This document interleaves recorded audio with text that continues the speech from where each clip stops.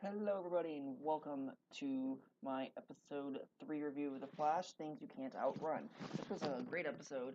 We started to get out of the initial, here's what the show's about. We really started getting into what the show, just the overall, what the show is going to be. Taking down the metahumans that have popped up from the Earth.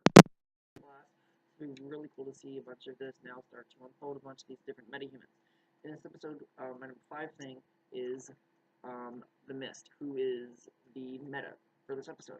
We are first led to believe that this guy can control poison gas and kill people using that, but we soon find out that he becomes the poison gas, which makes it really hard for Barry to take him out. Just like with Multiplex, the villain from last episode, just wear him down by making him overuse his powers and then take him out after that. So Barry does that, making him chase him around using his gas, gets tired, Barry knocks him out, and this will then lead into my number 2 thing. So now my number 4, actually, I'm changing something a little bit. So my number 3 is now number 4, because number 4 is kind of meh. So number 4 are the flashbacks. First of all, in episode 1, I mentioned the flashbacks and the introduction by the monologue. Looks like those two things will be staples in the show, just like with Arrow. However, in this episode, we don't get Barry flashbacks like we did in the last episode. We get Caitlin and Cisco's flashbacks from the particle accelerator accident 9 months prior to the pilot episode. So, in this episode, we see them turning on the particle accelerator not long after the kind of press conference that Barry and Iris go to in the pilot episode. And we see Caitlin Snow's fiance, Bobby, who is played by Robbie Moe, and we have confirmation that he will become Firestorm. He sacrifices himself to make sure the particle accelerator blast goes up and not out to save Caitlin and everyone else's life. And that kind of ties into the number 4 thing. Caitlin, at one point, my original number 4 thing, that Caitlin at one point says no one's gonna remember who he was, no one's gonna know what he did. Kind of mirrors what Laurel said in episode 2 of Arrow, that no one's gonna know who Sarah was. I just found that kind of cool, that kind of connection I made. So that's really cool. Now we got to see Robbie Moe in action and who's gonna play Firestorm. I don't really know much about Firestorm, but I think Robbie Moe's gonna do a good job. Just because I like females, they're pretty good at what they do with Arrow and whatnot. And now Firestorm. He did have his own show last season, during season 2 of Arrow was on, but that show didn't do as well. It was discontinued after 1 season. Okay, so now my number 3 thing. Joe West, Iris' dad, talks to Barry's dad and tells him what's going on. That Joe's reopening his case about the murder of Nora, and Joe's gonna prove Barry's dad's innocence. So that's really cool to see.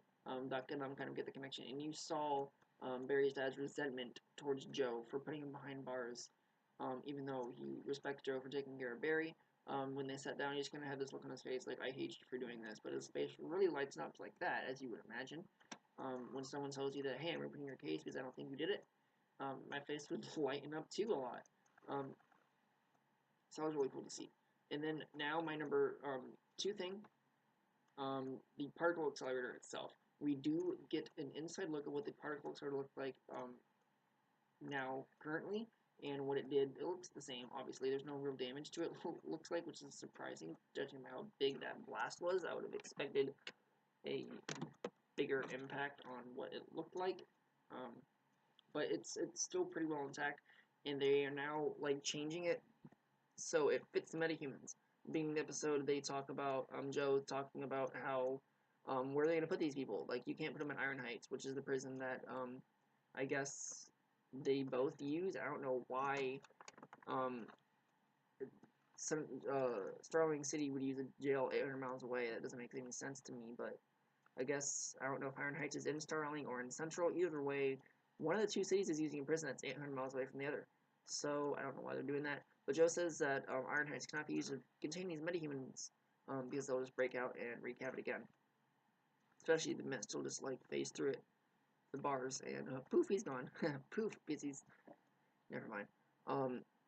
But Cisco automatically like proposes the idea to use particle accelerator, modify the like cell containment things that they have. I don't know what they were used for originally, but now they're being used as jail cells, which we get to see at the end of the episode when they're putting Mist in there. He's not too happy, as you would imagine, being caught and put in this kind of cage cell that's really weird looking. So that's really cool that we can see the particle accelerator being used for something again, for good, other than destroying a city and giving everyone but Barry evil powers and a firestorm. Bobby, who's going to be this fire guy, a lot like Heatwave, who's one of the rogues, except he's going to be a good guy. And finally, my number one thing is another reveal about Harrison Wells. It is getting a little overwhelming. They keep doing this over and over and over again. At the end of each episode, we have more information released about Harrison Wells. I kind of want to see some other things develop, but I do see what they're trying to do. They're trying to push the importance of Harrison Wells and what he's doing. First episode, we see he's from the future. He doesn't need the wheelchair or the glasses. Last episode, he kills the dude from the from the business, or what it's called, business, and says he's called the Flash. So we know that Harrison Wells is from the future. He knows about the Flash. He's trying to take him out of something, keep him safe, is what he said. And in this episode, it's revealed that Harrison Wells knew about the particle accelerator blast. Of course, he's from the future, so he knew about this. So went back in time and orchestrated all of this so Barry would get his powers and become the Flash. We have no idea why. It's clear that he's an antagonist. He's a bad guy. So why would he have Barry get his powers? Some kind of rivalry, I'm thinking anti-Zoom or something like that. But that also begs the question of whether he's orchestrating everything with Bobby, too, making him Firestorm, and of course Caitlin Snow in the comics becomes Killer Frost, one of the most infamous ice villains in the DC universe, along with like Captain Cold, Mr. Freeze, and then there's Killer Frost, like the big three ice villains. So now we might have Killer Frost because of him. And then Cisco Ramon becomes another character. I don't know if he's a hero, I haven't looked him up.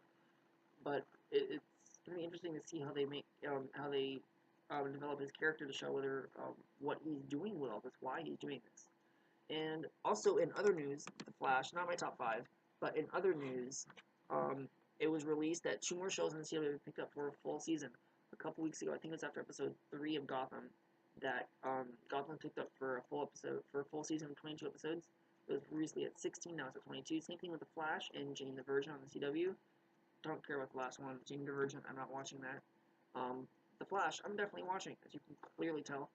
It was originally at 16 episodes for the season, and now has been picked up for the full 22. That's great that we have 6 more episodes of The Flash to look forward to, 6 more episodes for me to review, and 6 more videos, 12 more videos for you to watch the actual episode and my review. So I think for this episode, I'm going to give this one a solid 4. I'd give the pilot a 4.5, and I'd give last week a 4.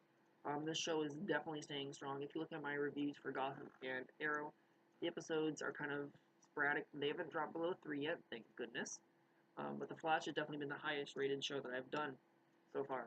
It's been great. I've loved The Flash. The special effects are great. The characters are great. The story, it's just all wonderful. That's my phone.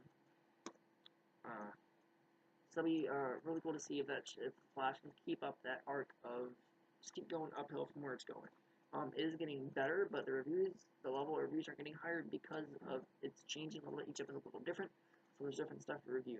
So until next time, I've been Every Gamer. Don't forget to like, favorite, and subscribe. Stay tuned for more Flash, Arrow, and Gotham reviews.